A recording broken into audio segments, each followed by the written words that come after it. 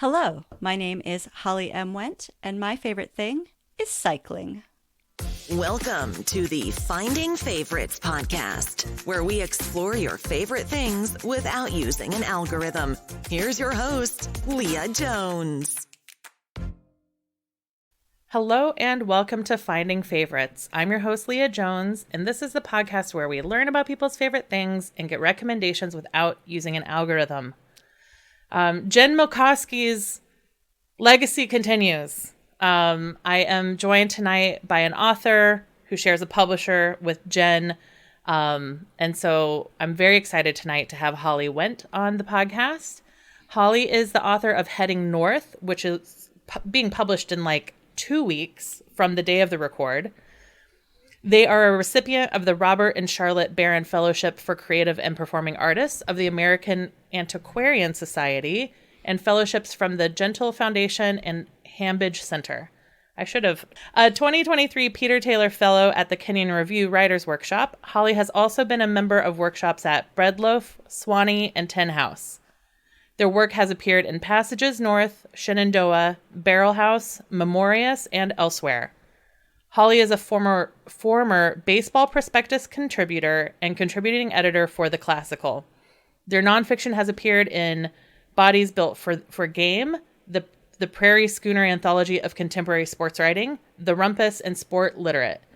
Holly is the Associate Professor of English and Creative Writing at Lebanon Valley College in Pennsylvania. Their debut novel, Heading North, will be published on November 8th, and that is what brings us together. Holly, how are you doing tonight? I am doing really, really well. Thank you so much for asking. And it is, kind of wonderful and terrifying to be just a couple of weeks away from publication day. Yeah. So let's just get into it. What's the on one foot description of the book Heading North? Okay. So in Heading North, we find closeted professional ice hockey player Victor, who has lost his clandestine boyfriend Nikolai and his entire former ice hockey team in a catastrophic plane crash, and he is left to rebuild his life in the NHL while playing for the only team in the league that is managed by a woman. This woman, in a tribute to the dynastic nature of so much of professional hockey, happens to be Nikolai's stepmother, Leah. Victor and Leah grapple with their private griefs and imperiled personal and professional relationships while trying to keep their livelihoods in the sport that they love. Wow. That's so much. I'm curious. So for me, this podcast was my COVID hobby. And as I was talking to authors, I was like, what if this book happened during lockdown? What if it happened before? So I'm always curious with novels. What was your timeline from inspiration to publication? It has been such a long timeline. I wish I could say this came out of lockdown. No, the actual historical incident that inspired Heading North happened in 2011. An actual Russian ice hockey team, Lokomotiv Yaroslavl, was involved in a plane crash, and the entire team was killed in the plane crash. And then in 2012, I actually started writing the book. So it has been a very long time coming. It's been through many, many drafts. It has looked like many different things. And I will say that when I started submitting the book to small presses, including Braddock Avenue Books, the book's publisher, it was just before lockdown happened. And so that kind of ground everything to a halt. Many of us involved in this specific process are academics, so we were all losing our minds trying to flip our classrooms to online and trying to figure out what that meant for students who didn't have Wi-Fi at home and how they would manage having no public places to go to use the Wi-Fi. And so I completely understand things went a little slowly, as they do. But here, as we are approaching, I'm really excited about the book. I think it looks really nice. I've got beautiful cover design by a designer named Savannah Adams. And so really happy about that. But it has been a decade and change at this point. And were you, because a number of your credits are sports writing credits, Were you a hockey writer? Are you a hockey player? What's your relationship to hockey? I am a hockey dilettante. Insofar, where I grew up in the middle of nowhere, Pennsylvania, there is no school hockey. There is no club hockey. The nearest hockey rink is 20 minutes away in a place where there's no public transportation. And it is a very expensive sport. So It's a very expensive sport, yeah. especially if you're trying to outfit kids who just keep growing and they keep needing new things. So I grew up playing pond hockey in the most amateurish sort of fashion, but never competitive. And then I've been a lifelong fan of professional ice hockey. I was a kid in the 90s, so during the heyday of Mario Lemieux and Jaromir Jagr. And I'm from Pennsylvania, so I'm a Pittsburgh Penguins fan and just been tracking that. And the lovely thing about when this book sort of sprang into being was that it also coincided with what felt like the apex of hockey coverage. It was before all of sports media took that disastrous pivot to video that turned out to be very fake advice. And so in the early 2010s, you had all of these journalists actually covering the sport because there were so many new online outlets that were actually paying jobs. There were so many fan-run blogs like SB Nation and Sports on Earth communities really making the sports blogosphere run. And it's strange to think about that, because I started blogging in 2003 and I worked in social media and PR firms for 15 years. And I forgot that SB Nation was like a fan site at first. yes. And how it was like very grassroots, and it'd be like, oh, I'm the Chicago Blackhawks person. I'm this. Like, people would like pick their team and report on it as fans, and then some of those people became journalists, and then SB Nation, I think they got acquired, right? Yeah. And there are still a couple of very, very limited resources now being devoted to those, because those fan sites were not well paid, but paid. They had some funding to keep it going because they generated a lot of traffic. Right. And social media at that point was new enough and not too toxic. So teams were really leaning into it. Yeah. The Pittsburgh Penguins equipment manager had a Twitter account, and he would just take pictures of him doing everything. Like, here's the coffee brewing, here's the skate sharpener, here's me sharpening skates, here's me sewing tags into jerseys, and just this wealth of insider information. And I was so lucky to be doing that thing at the exact right time to take advantage of all of that. I just saw a TikTok that the Penguins have players deliver season tickets. Yes, they have been doing that for a very long time, and it's usually a surprise, and it's usually pretty cute, and there's a lot of great dog footage and baby footage and things like that. But yeah, they have the players go out and do these kind of cold knocks, and it's very charming. Yeah, I saw one yesterday where it was not a surprise. The family knew, but like it was like 8 people on the porch, everyone in their Penguins gear. And I didn't know the player walking up with like literally a duffel bag of tickets. It looked like a fun day.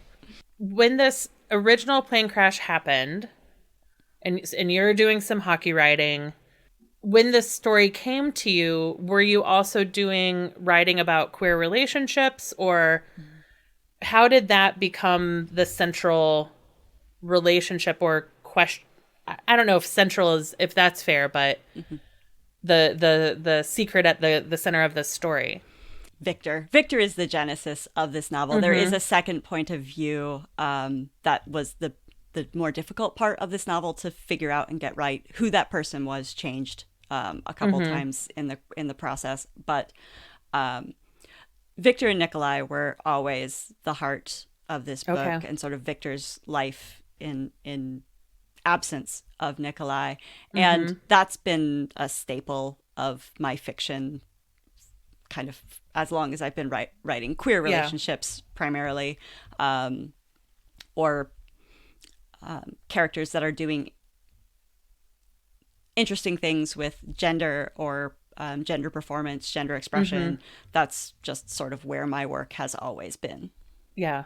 And I will say, too, one of the deeply depressing sticking points for me as a hockey fan is that the NHL is the only professional league in North America where well, not professional league, the highest echelon of professional leagues in North America that does not yet have a current out player or former player.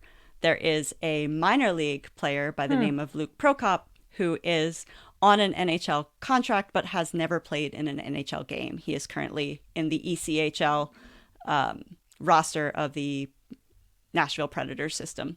And so, you know, the fact that hockey specifically has been this closed off space has been really frustrating as a fan, because we know that at that point it's not just happenstance. The math doesn't work out, like surely someone. Right. So what is it about hockey and hockey culture that makes that the case? And I was like, we could imagine something different or better. And you also put then his partner who dies in the crash, then it's his stepmom as the coach? The general manager. No. So the general manager. Yeah. So she's not on ice. She's the one who decides who gets traded, who gets signed, who gets kept. Okay. She's the Moneyball person. Yep. Okay. Very much so. All right. Great. How are you celebrating the launch of the book?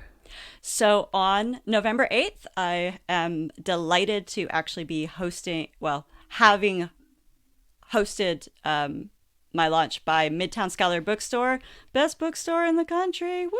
Woo, woo. And I will be in conversation with the novelist and short story writer Curtis Smith, who is also a Braddock Avenue Books alum, and who also has a new book out this fall called The Lost and the Blind. That one's out from Running Wild Press. So I'm super excited to chat with Curtis about heading north and to do it in my favorite local bookstore. That's fabulous. And it looks like you also have some... I was looking quickly, and I've gotten so used to things being Zoom. So it looks like you're doing a combination of online readings and in-person events. Yes. I have been really fortunate that I've had really great response and support from some places where I've got some community. So I'm doing a little mini road trip about 10 days after the book launches. I will be heading to Windsor, Ontario to Biblioasis Bookshop. Nice. Biblioasis puts out such gorgeous books. And then I'll zip across New York State to do an event at the Dream Away Lodge reading series hosted by Kate Senecal.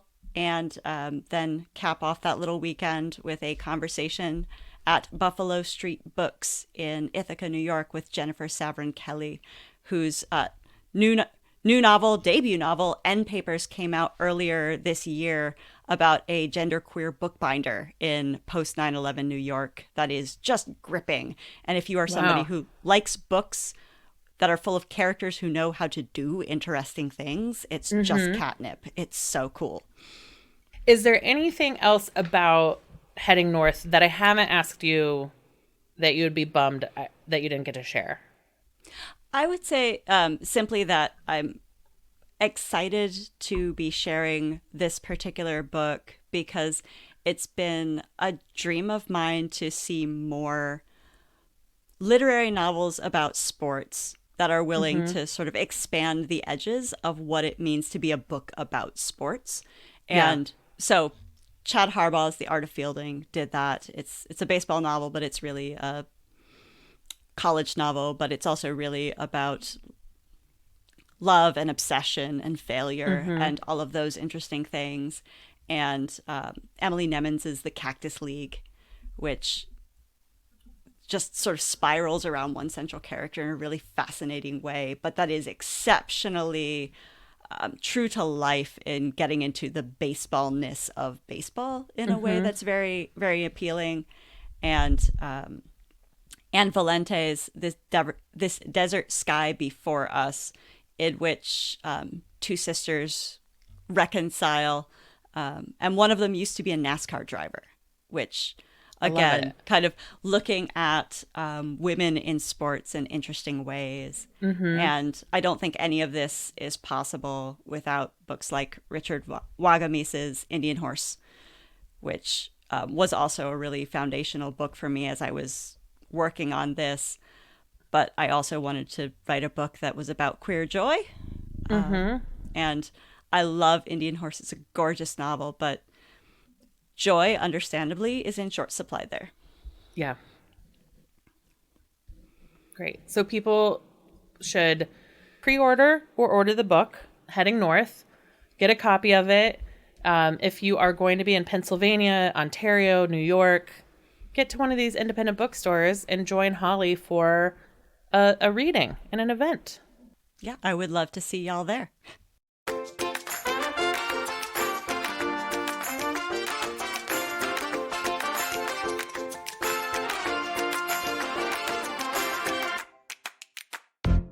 So, Holly, your book is what brings us together tonight. But on Finding Favorites, we also talk to people about their favorite things. So you had such a wonderful list of favorites. But where should we start? I think I have to start with cycling. Because Fabulous. I didn't learn to ride a bicycle in any real sense of the word until I was 39 years old. It was one of my pandemic endeavors. And I fell hook, line, and sinker in love with the world of professional cycling. So as a complete bicycle newbie, I went from don't know what this is, am terrified of bicycles, to kind of glued to my television screen at 4 a.m. because there's a race in Turkey and I'm watching it. And then doing a whole bunch of long distance bike rides starting last year. So this is my new obsession. I love it. Let's start with the moment during COVID lockdown. What made you say, all right, bike, I'm going to tackle you now? So this is a bit of a dovetail with one of my other favorites, which is the fiber arts. So knitting, spinning, weaving, all of that. Okay. The fiber arts community does this thing every July called the Tour de Fleece. And the point of it is you spin yarn while the bicyclists are spinning their way across France. Okay. And so I have done the spinning the yarn part for years.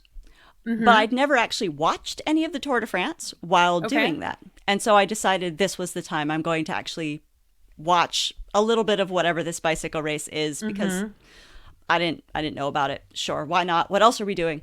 And so I watched, 15 minutes of the Tour de France, and then was suddenly a junkie. I could not stop.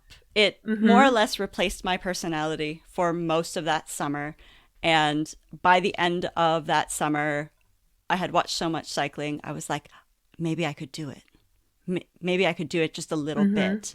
And so then the difficult part was finding a bicycle to get in. Bicycles got so short, so hard to get during the pandemic. I think people forget used cars and bicycles were just gone. Yes. And so there's a used bike shop not too far from home. We went to look for bicycles, and everything was sort of janky and very well used. But I found a deeply half broken Raleigh mountain bike. Okay. That weighed probably 35 pounds. It was just a beast of a thing. But I actually successfully pedaled it around the parking lot, and it more or less fit, and I wasn't in excruciating pain. And I said, sure, why not?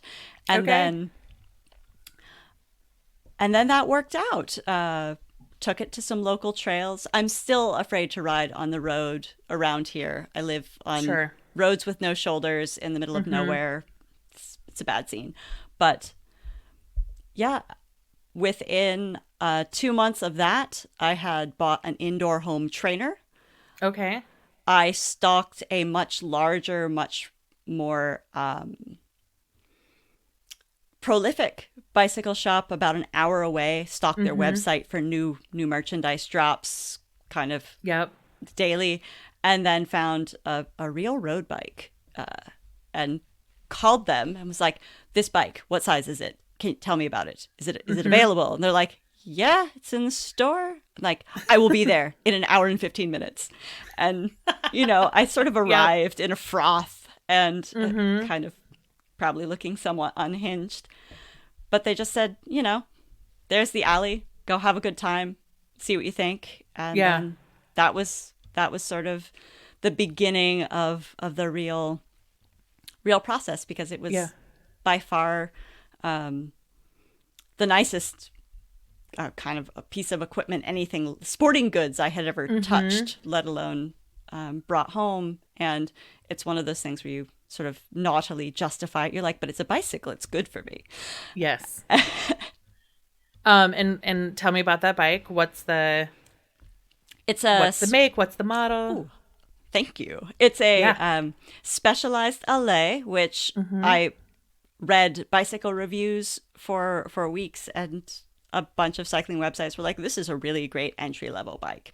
So it's light enough to be kind of reasonably interesting, and it's a good road bike. It's not going to fall apart. It has a frame that will be worth upgrading, where you're going to upgrade it to a better drivetrain kind of situation.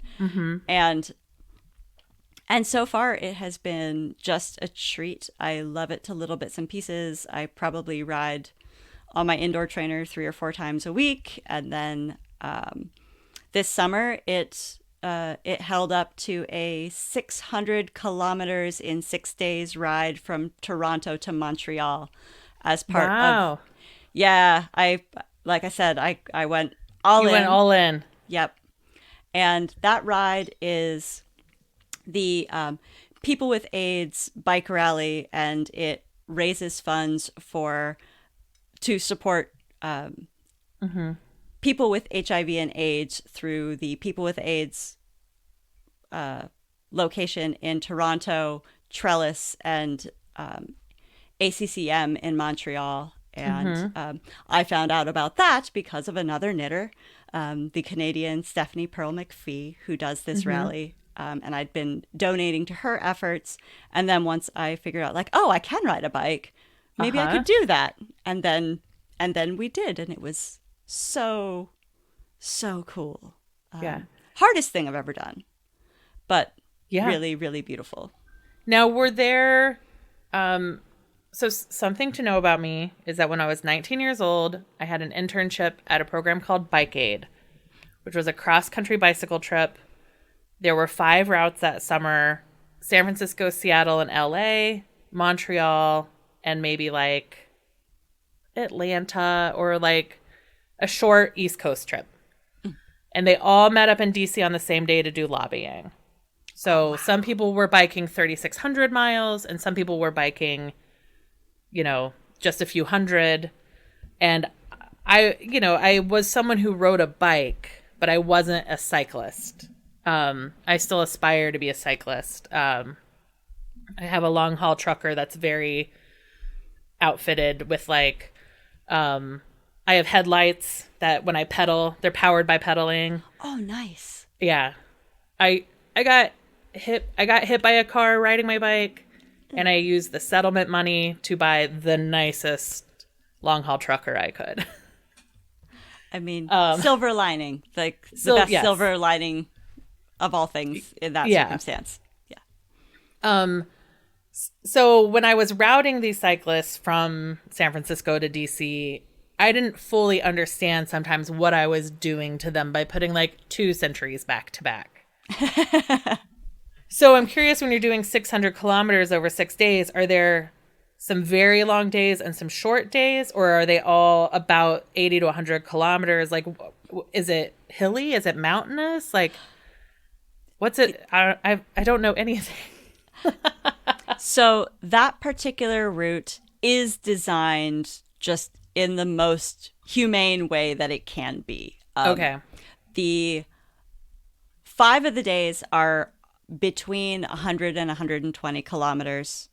But the first 2 days are the hardest. So if you can just get to day 3, which is short, only like 50 or 60 kilometers, you've made it over the hump. That short day feels like a real gift. And then days 4, 5, and 6 are again up in that 112, 108-ish sort of vein. And there are some hills. Again, the first 2 days are the hilliest. And then it gets somewhat flatter as you progress toward Montreal until you get to Montreal. And then you actually bike up to the park at Montreal. And so your last hill is pretty considerable. But it's a very carefully designed route to be relatively accessible. If you can do the length of time, there are no truly terrible climbing days.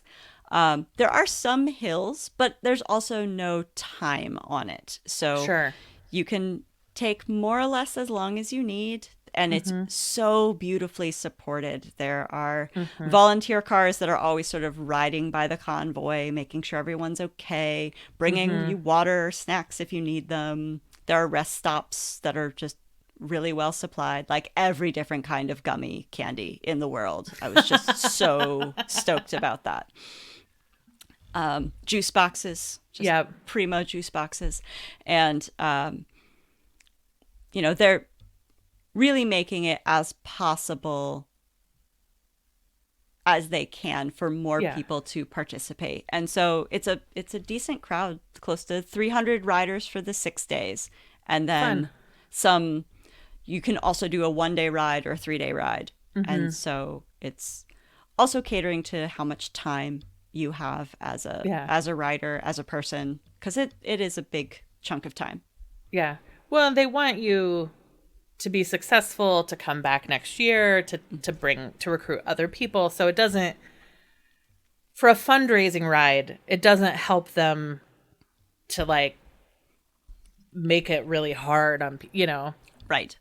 To make it a rough go. Yeah. Was it, my assumption is someone carried your bags? Yes. So that helps. Each rider gets 2 big Tupperware bins to put their camping stuff, because we camp in the evenings, your clothes, whatever else you might want to have with you, your knitting, your spinning, to have in camp.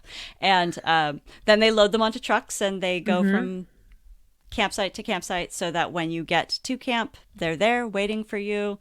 And then they also are lovely and wonderful and feed you handsomely. 3 meals a day and snacks and so on, so that you really have nothing to worry about except pedaling your bike, and maybe if you can do a little social media posting so that more folks will donate to the cause. Yeah. And so that's what, over the course of 3 years, you went from 0 to 600 kilometers? Yeah.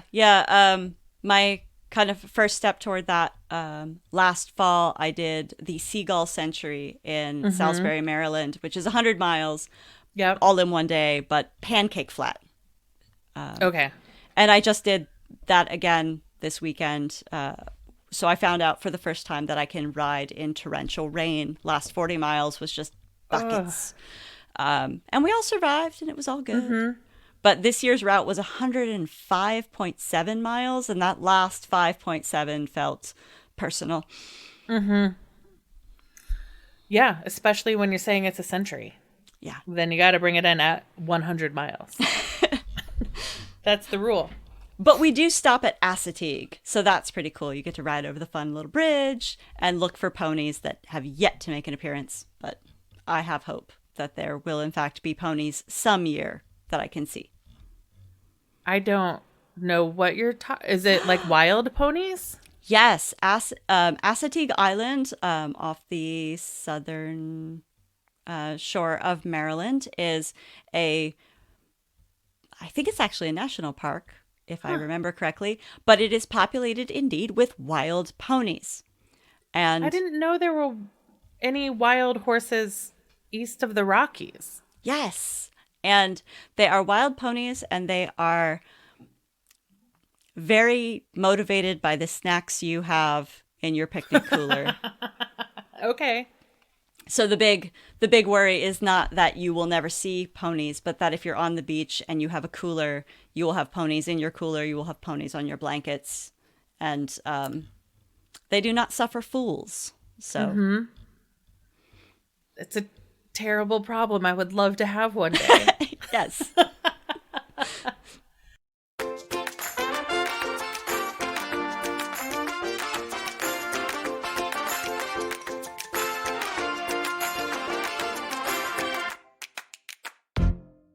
Talk to me about professional cycling beyond just Tour de France during Tour de Fleece. The thing that I learned, and probably the reason why it has really stuck, and that I seem to be very much invested in cycling, and not just in my normal sports nerd sort of way. I do like to watch some sports, but cycling, the evolution of a race is exceptionally narrative, in so much that watching a bicycle race feels in many ways like watching plots unfold. It's very novelistic because the shape of the race at the beginning of the race is not necessarily the shape it will take at the end. There are frequently changes in leadership. There are frequently monumental collapses that happen. You know, someone who is absolutely crushing the field suddenly just has a day where the legs are not there and they can lose 30 or 40 minutes at a time. That just happened in the Vuelta a España this past August. You know, somebody who's been in world beating form has one bad day, even like one bad hour, and that just costs you. So there is this great sense of drama about it. There's also these long, quiet lulls that I live for because cycling races are very long. The spectating process. And these are typically or exclusively road races and not, I forget what the track is, velodrome. Yeah. I have watched a little bit of track cycling. I like road. I like road better. Yeah. I watch a little bit of cyclocross. Like now that the road season is over, I will turn to cyclocross for my fix. Gravel is super fun, but much more limited in coverage because it's just so much harder to cover. Sure. The terrain messes with it. Coverage, and also, you know, a bunch of media bikes buzzing around is not really quite in the spirit of gravel. So the road coverage is the most extensive, and it lasts so long. So you might have a you know, one of the monuments 260, 280 kilometers long. So you're just parked there for 7 hours. Wow. And there are no commercial breaks. So there are whole announcing teams that will kind of tag in and out. You know, so-and-so's going for a coffee, so-and-so's going for lunch. And, you know, six different commentators might be working the same race, and they each come in for various segments. But I actually really love the long quiet periods before anything really happens. Most races, there's 20 or 30 kilometers of exciting racing at the very beginning of the stage when the breakaway is trying to go. You know, a small handful of riders gets ahead of the peloton, and they're just going to ride like blazes in hopes they make it to the end before the peloton catches them. And the peloton makes a calculated decision like, yeah, we think we can bring back those 8 guys. So y'all go have a good time. We'll see you in 170 kilometers. And then from that point, usually, until the math dictates that it's time to actually start chasing, it's just quiet and kind of nothing happens. The breakaway is just doing their quiet thing alone and not really able to do anything except pedal their brains out. And the peloton is chatting and having snacks and stopping for nature breaks and whatever. They're very polite about how they refer to that sort of thing. I appreciate that. And so the announcers just have to what do we say when nothing is happening? So they just tell stories. A bunch of them are former pro cyclists. Some of them are kind of professional cycling commentators who've just been around for ages and have seen everything. And so they're just kind of chatting away in the most jovial kind of fashion and pointing out landmarks and historical monuments along the way. I just adore it. It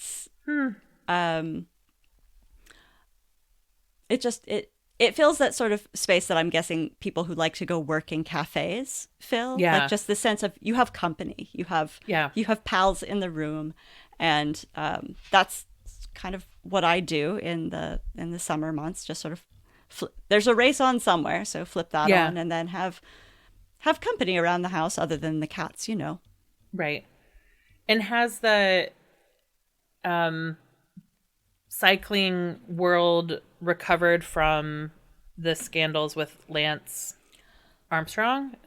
I would say yes for the most part. Not in the US, at least as far as cycling fandom and coverage goes. It's still exceptionally rare to find someone in the US who knows what's going on, who knows that there's a race other than the Tour de France. Right. Although hopefully that might change. American Sepp Kuss won the Vuelta a España, and he's from Durango, Colorado, and it's just the most fun dude. And so he's also live in Durango. Yeah. Oh, yeah. What a beautiful part of the world. Just gorgeous. I worked at Fort Lewis College for 2 years. I was a hall director. And then I stayed for a year to see if I was a Colorado person. And I am very indoorsy, it turns out. So I moved to Chicago. I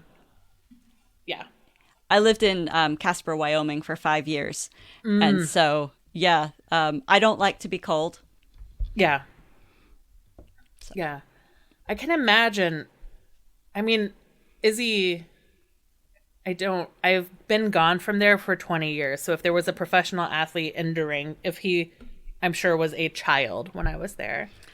But if you grow up cycling in those mountains or doing like up to Uray or up to Silverton, your stamina is got to be bananas.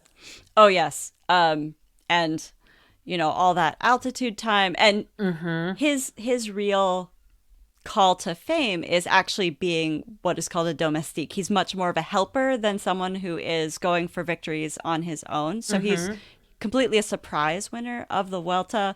And it was just one of those truly feel-good stories because here's the guy who has sacrificed himself for team leaders over and over and over again, doing the grunt work on the really brutal mountain stages. Finally was able to get something really nice for himself. And that was not without drama. His team leaders were maybe thinking that maybe they should be in the lead, but Sepp didn't give it up either. Like he didn't fail, he didn't fall apart, and so that was a little juicy and the thing that nobody could stop talking about. But he's a super fun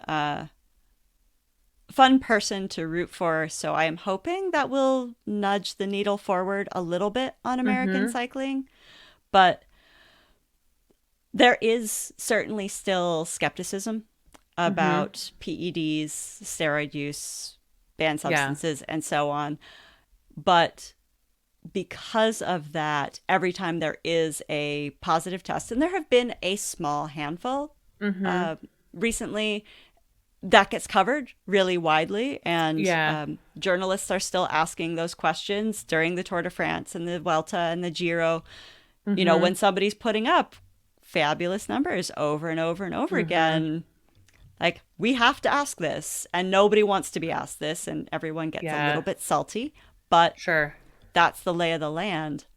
My understanding of it, and I don't know how many people are on a team, is that kind of like a flock of geese. Like, someone's got to literally like start the wind moving in the right direction, right? Like, someone's got to be at the top of the peloton causing the wake.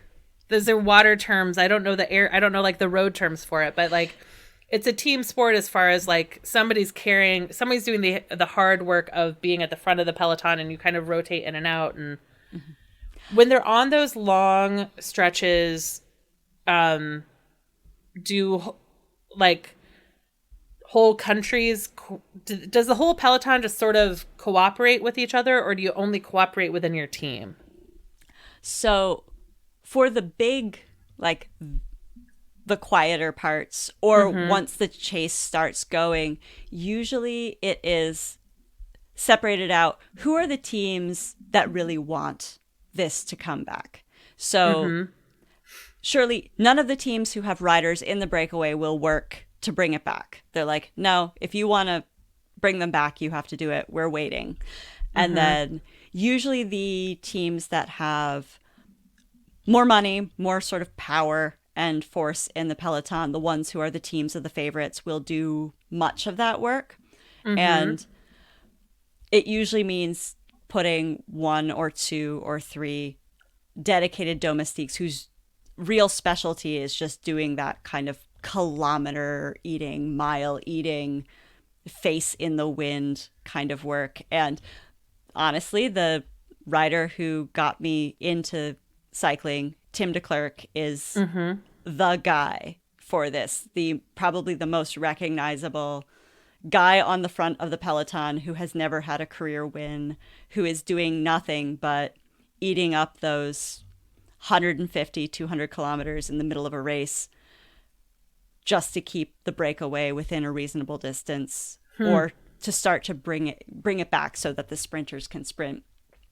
And it's such a thankless, I don't want to say thankless. They do get thanked. Their teammates appreciate them, but it's such a job without glory.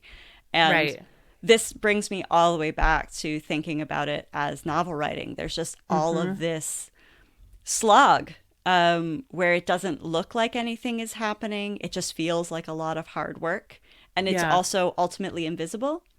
Right. And I think it's really beautiful to kind of be able to see that on the screen. I actually kind of like that part of the writing process, the private toil part of it. And so, yeah, it's been kind of an interesting metaphorical journey.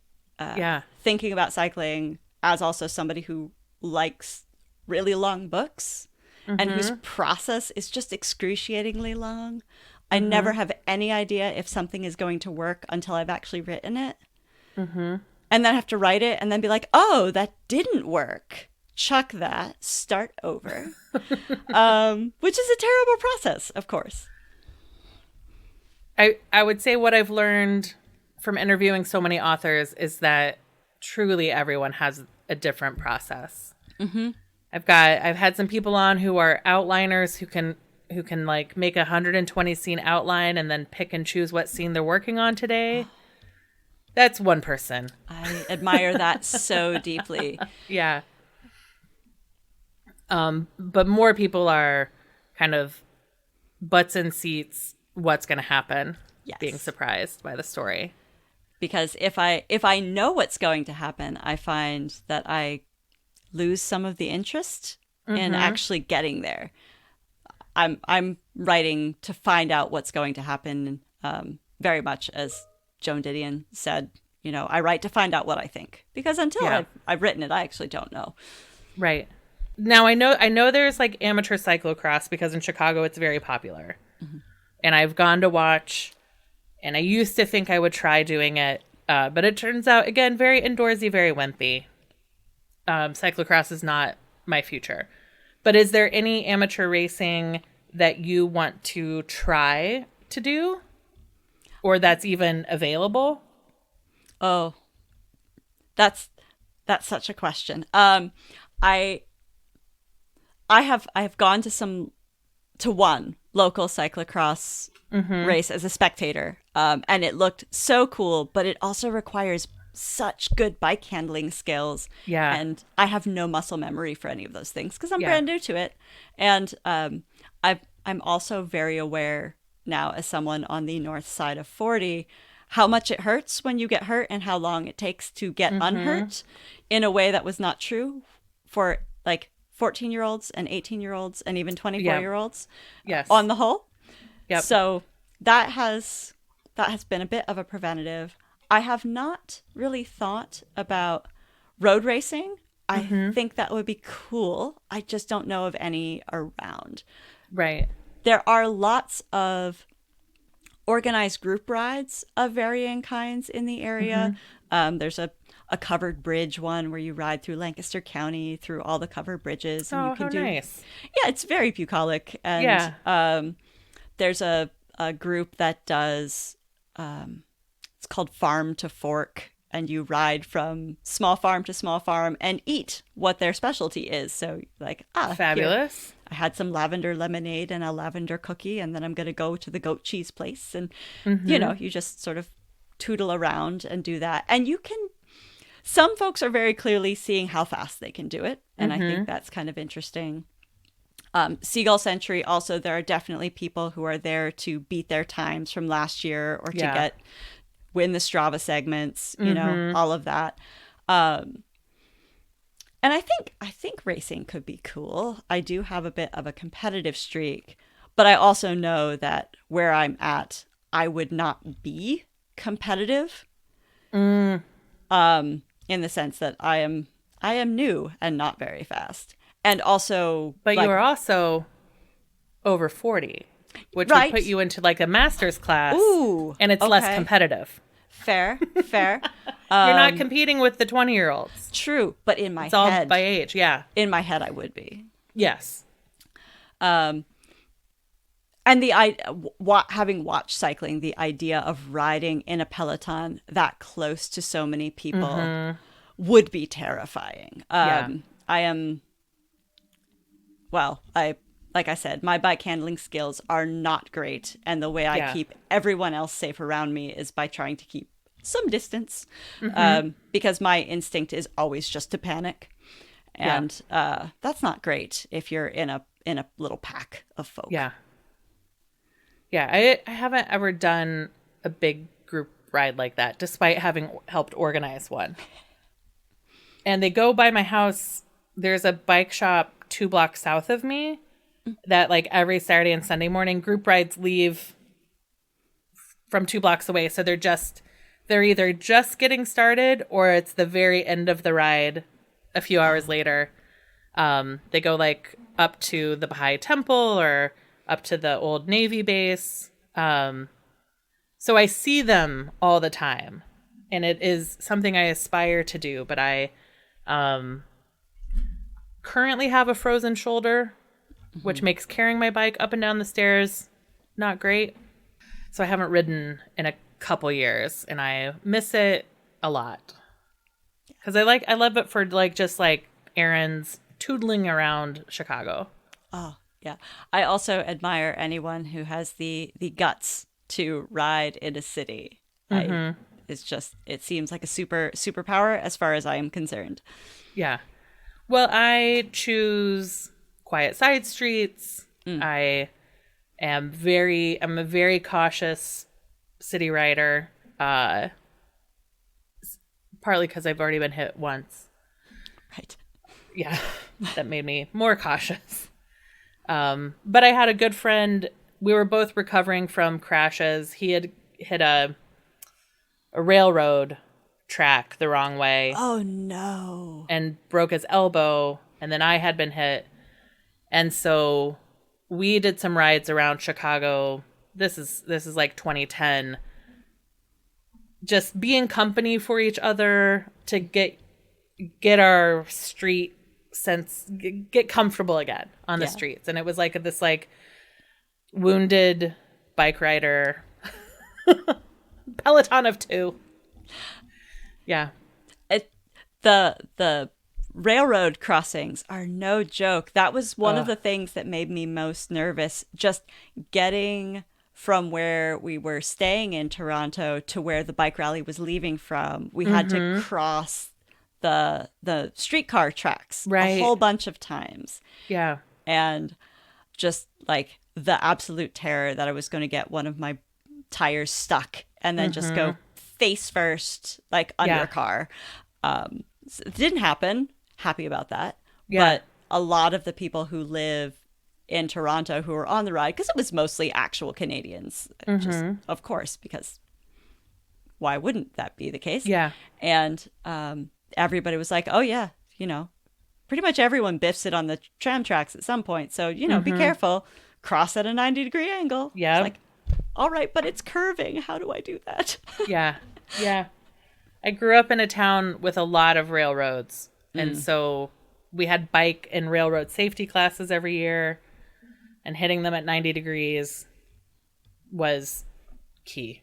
That was one of the beautiful things about the bike rally, is that every single place there was a tracks crossing, there was a volunteer, like alerting people to the approach and sort of reminding everyone to go gently and cross safely. There were also folks at pretty much every intersection we interacted with, just again reminding folks where to go and how to go. And it was really nice for those of us who didn't have that kind of riding experience.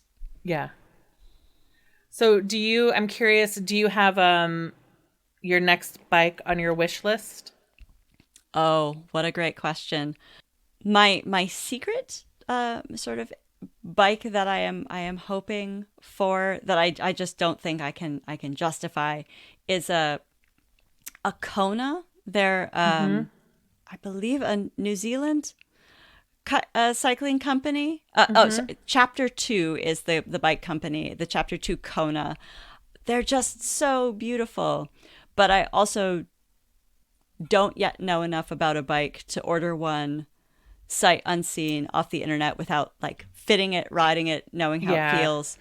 And I mean, maybe if I got a proper bike fitting, which is on my to-do list, maybe for this kind of off season, because trying to get a bike fit appointment in the summer is doesn't work. Too many people wanting the same thing. But maybe if I actually did that, you would get a firm enough sense of your own geometry, how much reach you need, and all of those little tiny fiddly measurements. But yeah, until I get a little bit more experience under my belt and even know, am I sitting on my actual bike correctly? That kind of thing. I probably couldn't justify it. And I did get a gravel bike off Facebook Marketplace Nice. that I can use on some of the unpaved rail trails around here. What I would love to do is just upgrade the crankset on my LA, because the one that's on my used gravel bike, which was some young man who knows what he's doing, just built that bike from scratch for a friend who used it for a while, and then he sold it. And it's just got a slightly better crankset on it, and it's just so nice. I was like, this is delicious, and the shifting so smooth, so exquisite. And then I have been talking to some folks who have bikes with the electronic shifting on it. I was like, is it nice? So like, I thought it was stupid until I got one, and then it changed my life forever. And so, that's in the wish list, but not urgently. I also love the idea of the lights that are charged by the pedals, because that's the thing that I always forget, is to charge my lights. Because they're all like USB chargeable situations. And I don't remember. And then I go long enough without needing to use them that when I go to throw them back on, their batteries have died. And that's also probably one of the other reasons that I'm not super keen on riding on the actual road. Yeah, I also think if you're places where you don't have the infrastructure, if you don't have a shoulder and people aren't really accustomed to looking for cyclists, it's so dangerous because it's such a car-centered culture. Oh, it is. And SUV-centered, truck-centered. Yeah. Every once in a while you find folks who seem to be annoyed by the existence of cyclists, which is not ideal. No. I think I just have to get a little bit braver with my explorations, though, because there are a couple of septuagenarians that are very clearly cycling on the road with some regularity right by my house. And I'm like, okay, I could probably get a little bolder here and just try not to be cycling at school bus time or everyone's coming home from work time. And I would probably be fine. But it's also in the middle of the Appalachians. And it's so hilly, just so hilly. So I could also be less of a weenie in that way too. Yeah. Well, Holly, I asked you this question about your book, but also, is there anything about cycling, about racing, your own cycling experience, your hopes for cycling that I didn't ask you about that you'd like to mention? I would love if more folks would give watching cycling a try. And it's really difficult because there's not many places sort of in U.S. media to watch it. Yeah. But, at least around Tour de France time, give it a whack because that's usually broadcast somewhere. Because it's probably different than most people would expect it to be. And I think it's a sport that's actually very friendly to people who would not think of themselves as sports people. Because it doesn't, at least in the televised sense. Of course, the people who are beside the road are very much in the let's paint our chests and run up and down in Speedos and the whole 9 yards. But the ways in which people are commentating on the sport feel to me very nuanced, very interesting. You are just as likely, at least using like Eurosport or GCN's coverage, to get women commenting on men's races, men commenting on women's races, women commenting on women's races, who are all some sort of mix of former pros and cycling professionals, in a way that I do think is really interesting and egalitarian. In a lot of American sports media, you generally find it's women who are talking about women's sports. Right. Which is great to have women's voices talking about women's sports. But if the goal is to say, but sports are sports and we could all pay attention to all of these things, it reinforces those sort of boxes in ways that I don't think are especially helpful or respectful necessarily. And at least in my experience, there hasn't been as much sort of commentating bombast. It's just like, here's a couple of folks who are having a conversation and no one's screaming into their microphones, which, as someone with some skittish cats, really appreciates because I'll go watch the Phillies game after this, and as soon as the volume goes up on the announcer's voice, both cats just sort of scatter in absolute terror. And so it's just sort of companionable and interesting, and probably full of a lot of history that folks aren't aware of, again, particularly American listeners. So it's worth seeing if you can hunt down some of the European coverage to enjoy. And are you watching it on like an ESPN2, ESPN3, or are you watching it on the web? Are you finding digital broadcasts? Digital broadcasts. In Peacocks, they have some major race coverage, and that was actually what I was watching when I first got into it, because they had hired a couple of long-standing European and international commentators. I think Anthony McCrossan and Simon Gerrans were commentating on the first one, McCrossan being a professional commentator and Simon Gerrans being an ex-cyclist, and they were a lot of fun. And then this most recent year, they hired North American riders, and I just couldn't square with people talking about miles when all the measurements on the screens are in kilometers. I'm like, come on, guys, please. I understand, though, it's for the audience. I get it. And I've kind of fallen in love with the Global Cycling Network crew. So I watch on online streaming services, and that works out okay. Nice. So your book heading north, available. People can pre-order it now, and it'll be shipping on November 8th. Holly, where can people find you online? Online, I am at HM Wendt on all the socials. You know, the Instagram, Bluesky. I think Twitter is done for, so I'm not even going to call it X. I'm just not. No. Let's just. Other than that's where it is X. It is an X Twitter, Yeah. expert app. But Instagram, Blue Sky. I guess I'm on Facebook, but nah, so's everyone's grandma. And my website is hollymwendt.com, where I have a calendar of events. And again, would love to see folks out and about. I have an event at the end of November, also in Philadelphia. So as part of the Blue Stoop reading series. And so, yeah, I'm, like I tell my students, I'm always around. Outstanding. Well, Holly, thank you so much for joining me tonight on your inaugural podcast. Thank you so much, Leah. It has been a pleasure. Thank you for listening to Finding Favorites with Leah Jones. Please make sure to subscribe and drop us a 5-star review on iTunes. Now, go out and enjoy your favorite things.